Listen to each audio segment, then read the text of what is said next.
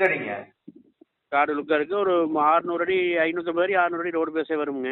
சரிங்க. கிழமைக்கு ரோட்டுக்கு வடவு சைடுங்க. எந்த ஏரியா வருதுங்க?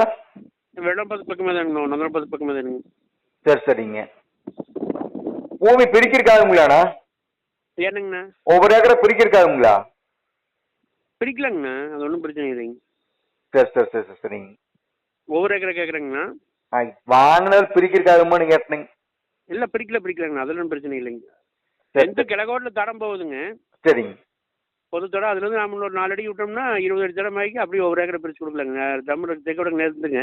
சரிங்க. ஒவ்வொரு ஏக்கரை தமிழ் வெட்டி எடுக்கலாங்கண்ணா.